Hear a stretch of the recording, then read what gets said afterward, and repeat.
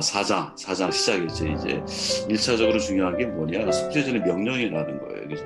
명령이야. 예전 그 전에 있던 모든 제사는 자발적인 제사였어요. 근데 4장, 5장, 속죄제, 속건제에 관한 것은 의무적인 제사라는 거지. 확연히 구분되어지는 겁니다. 백성의 허물이 되었으면 속죄제물을 드리지니 이렇게 끝나죠. 그렇죠? 의무적인 제사라는 거예요. 속죄제를 드려야 되는 상황은 크게 둘로 구분이 되잖아요. 첫째는 부지 중에 하나님의 금령을 어긴 것을 깨달았을 때, 금령, 계명을 어겼다라는 거야.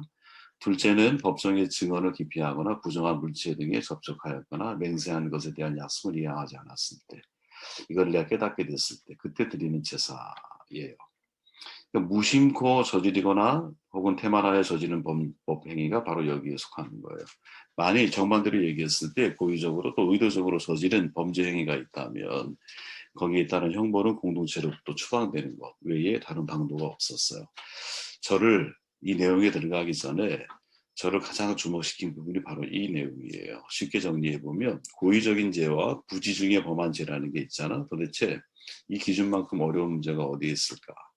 이런 생각을 하게 되었어요. 부지 중에 지은 죄는 내가 고의성이 없어. 그럼 도피성 제도를 통해서 구원의 길을 열어가시는 건 하나님 마음이잖아요. 그러나 고의적인 죄는 공동체에서 추방으로 결론이 지어져요. 그럼 질문해 볼게요. 과연 우리는 짓는 모든 죄가 다 부지 중에 지은 죄가 많을까요? 아니면 고의 중에 지은 죄가 많을까요? 저는 이 질문 앞에 제 자신이 나를 보니까 나를 면밀하게 살펴보고 살펴보려고 애를 써보니까 나는 부지 중에 짓는 죄는 별로 없는 것 같아. 대부분 다 내가 고의 의도적인 죄를 많이 가지고 있는 것 같아. 제가 저를 보니까. 우리는 머리가 그렇게 나쁜 사람들이 아니에요.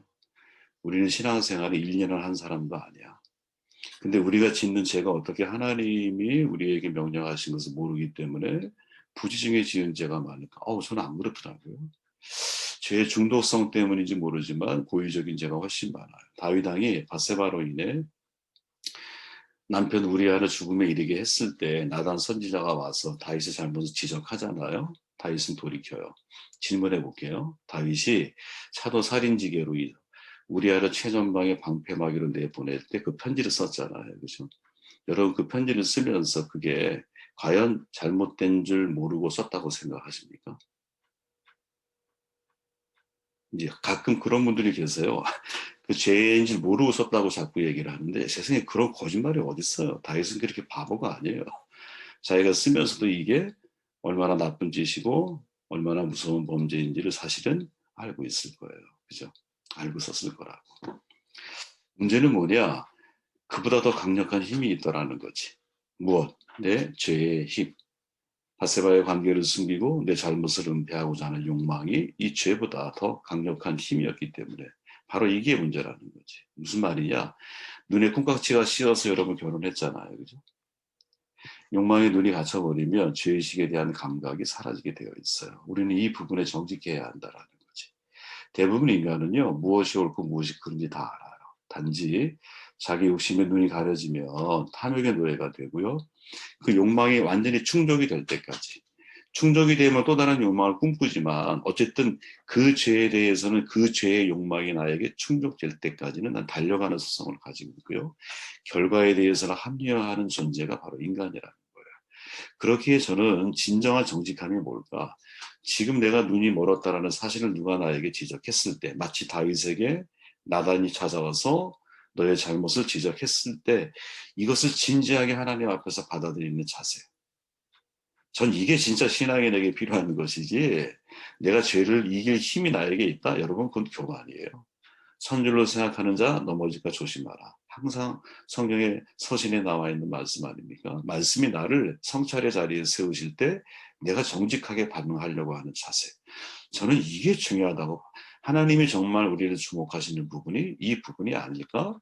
내가 죄를 완전히 극복한 상태라기보다는 고의적인 죄를 항상 내가 지을 수 있어. 근데 내 마음 중심에서는 그렇게 하려고 하는 마음이 있었던 건 아니야. 근데 내 눈에 콩깍지가 싹 씌고 욕망이 나를 지배하고 세상의 힘이 나를 지배하게 됐을 때 나도 모르게 그 순간에 빠질 때가 있잖아요. 그죠? 근데 그때 누군가 나를 지켜보고 바라봐주는 동료, 지인, 장로님, 선교사님 이런 분들이 나의 잘못을 얘기해주고 있을 때 내가 이거 진짜 받아들일 마음이 나에게 있느냐. 이게 중요한 게 아닐까? 전 이것을 성결의 과정이라고 생각을 하거든요. 이 과정 속에서 어떤 것을 선택하는가에 따라 그리스도인의 성숙함이 결정된다고 생각을 해요. 새가 날아가 똥을 쌌어요. 내 머리에 떨어질 수 있어요. 그럼 어떻게 막을 수가 있어요? 여러분 차에 떨어지는 새똥 어떻게 막을 거예요? 못 막아요, 우리는. 그러나 새가 내 머리에 둥지를 트는 것은 막을 수가 있잖아. 그치? 저는 개인적으로 하나님의 인간에 대한 사랑은 새가 똥을 싸는 것은 어쩔 수 없다. 그러나 그 새가 네 머리에 둥지를 틀게 만들지는 말아라라고 권면하시는 것처럼 좀 들리거든요.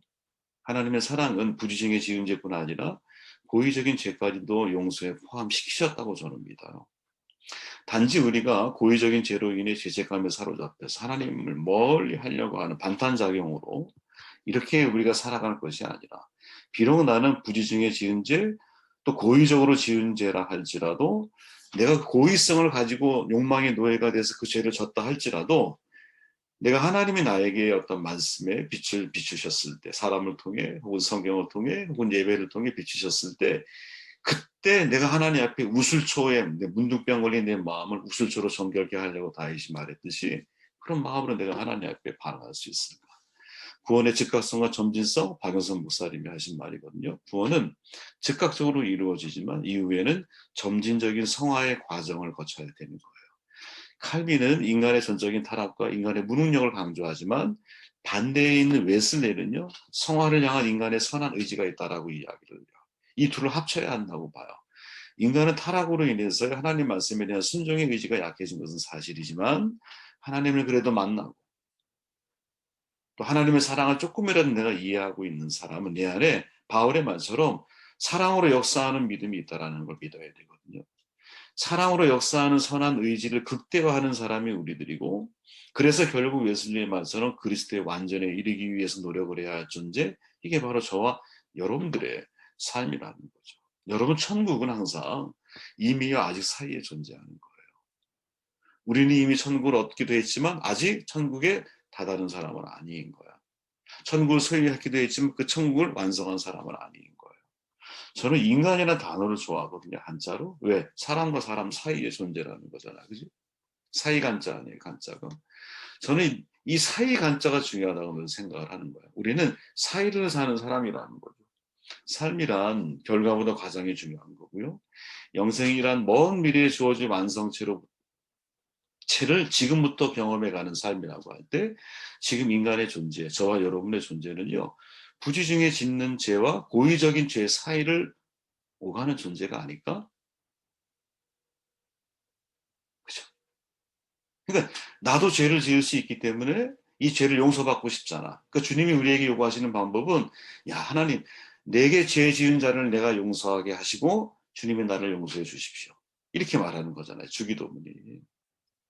그러니까 부지중에 지은 죄로 인하여 마음 아파하는 것이 우리에게 필요하고 고의적인 죄를 저질렀다 할지라도 오라 나는 공고한 자로다.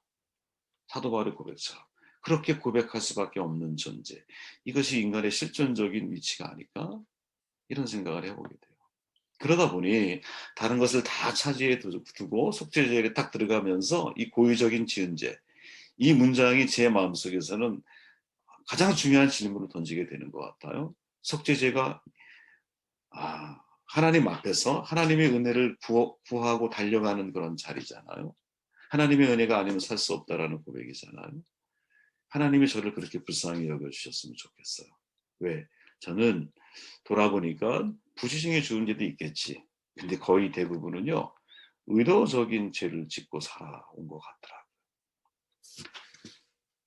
27절 말씀을 읽어볼게요. 만일 같이 한번 봅니다. 만일 한 사람이 여호와의 계명에서 하나라도 부지중에 범하여 허물이 있었는데 아멘. 하나님이 정하신 예배는 각자 하나님 앞에 서는 거라는 거죠. 이게 오늘 사실 어떻게 보면 중요한 메시지의 초점일 수 있습니다. 속죄제의 대상에 따른 속죄의 규례가 다르죠. 제상, 온회 중, 족장, 평민, 속죄 규례가 달라요. 여기에 두 가지 교훈을 우리가 얻을 수 있다는 거예요. 첫째는 뭐냐? 각자의 지위에 맞는 속죄를 요구한다는 거죠. 제사장과 온 회중의 죄는요 수송아지야. 족장은 흠없는 수렴소야. 평민은 흠없는 암염소예요. 제사장의 잘못은요 온 회중의 무게함과 같아요. 족장 평민보다 훨씬 더 사실은 더 무거운 부담감을 가지고 있고 평민은 흠없는 암염소예요. 전에 말씀드렸죠. 맡은 자의 본분은 충성이에요. 사도 바울의 말, 많이 맡은 자가 더 많은 충성을 필요로 한다라는 거예요. 그죠? 그렇게 우리가 리더의 자리에 있을 때는 사실은 그만한 무게감을 감당하고 책임감을 감당해 줘야 되거든요. 너무나 당연한 말이에요. 3절에서 이렇게 말하잖아요. 만일 기름 부음을 받은 제사장이 범죄하여 백성의 허물이 되었으면 그가 범한 죄로 말미암아 흠없는 수송아지를 속죄 제물로 삼아 여호와께 드릴지니 백성의 허물이 되었기 때문에 그런 거거든요. 그 제사장의 죄는 단순히 개인적인 죄가 아니라 그분이 가지고 있는 영적인 영향력에 의해서 백성들에게도 허물이 되고 백성들을 넘어지게 하고 백성들을 실패하게 만들 수 있다는 거거든요. 여러분 아론의 잘못된 선택 하나가 3천 명을 죽인다 그랬잖아. 그죠? 모태통에 가리킨 손가락 하나가 참새를 다 잡는 바람에 2천만 명의 중국 사람이 죽었잖아요. 아사에서 죽었거든요. 이게 지도자의 손이고 지도자의 말이고 지도자의 영향력이라는 거죠. 그죠? 그렇게 리더는 리더로서의 책임감이 반드시 필요한 거고 팔로우는 팔로우로서의 책임감이 필요한 거예요. 여러분 속죄제라고 하는 이 단어 쉽게 사실은 떠올릴 단어가 아니거든요. 왜냐하면 이게 되게 신비로운 단어야. 속죄제를 영어로 보면 sin offering이거든요. sin은 죄야. 오퍼링은 제사를 드린다는 거야. 그러니까 죄를 위한 제사라는 거예요. 그냥 죄를 위한 제사. 속죄가 아니라 죄를 위한 제사예요. 여기에 사용된 이 하타라는 단어는 그냥 죄라는 뜻이에요. 죄. 그런데 죄라고 하는 단어 속에 무엇 속죄의 의미는 죄와 반대잖아. 속죄는 원래 다른 단어가 있어요. 코페르라고 하는 단어가 있어요. 그런데 왜 속죄, 코페르라고 하는 단어를 안 쓰고 죄라고 하는 단어를 쓰고 있느냐? 그 죄 속에 반드시 죄와 똑같은 상응하는 대가를 지불해야 한다는 거예요. 그래서 제사장은 수송아지를 정해준 거야. 확정시켜 주신 거야. 하나님이. 야, 너의 죄의 무게는 이만한 거야. 온 회중의 죄는 똑같아. 수송아지야. 그러니까 리더 한 명은 공동체 전체의 죄의 무게감을 항상 끌어안고 살아가야 되는 게 맞는 거예요. 나의 범죄는 수송아지의 무게라고 하는 거야. 한 가정에서의 아버지의 범죄는요, 가족 전체의 짐을 끌어안고 가셔야 되는 거예요. 한 나라의 대통령은요, 그 나라의 국민들을 다 끌어안고 가는 게 맞는 거예요. 이게 하나님이 우리에게 정해주신 속죄, sin offering이라고 하는 단어 속에 매우 중요하게 함축되어져 있는 내용이에요. 나중에 한번 읽어보세요. 둘째는 뭐냐? 각자 하나님 앞에 서야 한다는 것이. 화목제의 경우는 소, 양, 염소 다양한 제물을 드렸어요. 그죠? 제사를 드리는 사람이 그중에 무슨 제물을 정할지는 내가 정하는 거야. 이해되시죠? 내가 정하는 거야. 근데 속죄제는요. 내가 저 제물을 정하는 게 아니에요. 이미 사람에 따라 제물이 확정되어져 있어요. 그래서 속죄제를 드리는 본인으로 하여금 자신이 저지른 죄가 어떤 죄인지 얼마나 중한 죄인지를 아주 정확하게 이해할 수 있도록 하나님이 방법을 만들어 놓으셨어. 무슨 의미입니까? 무슨 의미입니까? 야, 평민 너는 흠없는 암염소야. 제사장 너는 수송아지야. 아예 딱 확정을 해 놓으셨다고. 그 이해가 없어요. 무슨 말일까 이게 여러분. 하나님 앞에는요. 여러분 각자 살아온 자기의 삶의 내용을 가지고 속죄의 자리에 서야 하는 거예요. 늘 말씀드렸지만 천국은요. 하나님 앞에 간다라고. 신앙은 집단적일 수가 없어요. 여러분. 목사는 목사의 속죄제를 가지고 하나님께 예배드리는 게 맞는 거고요. 장로님은 장로님의 속죄의 제물을 가지고 하나님께 예배하는 게 맞고요. 일반 성도님들은 자신이 살아온 평민으로서의 삶의 모습을 가지고 하나님 앞에 속죄하는 게 맞아요. 제가 장로님의 잘못을 혹은 다른 교역자들의 잘못을 성도님들의 잘못을 대신해 줄 수 없어요. 각자 자기의 몫이 있는 거야. 그리고 각자 그 자기의 몫을 가지고 하나님 앞에 내가 사함받기 위해서 네, 하나님의 은혜를 받기 위해서 각자 하나님 앞에 자기의 인생의 각을 뜨고 재물을 죽이고 각을 뜨고 씻고 내장을 씻고 다 하나님 앞에 불살라서 이게 아름다운 흠양의 재물이 되기 위해서 각자 하나님 앞에 예배를 드려야 한다는 거지.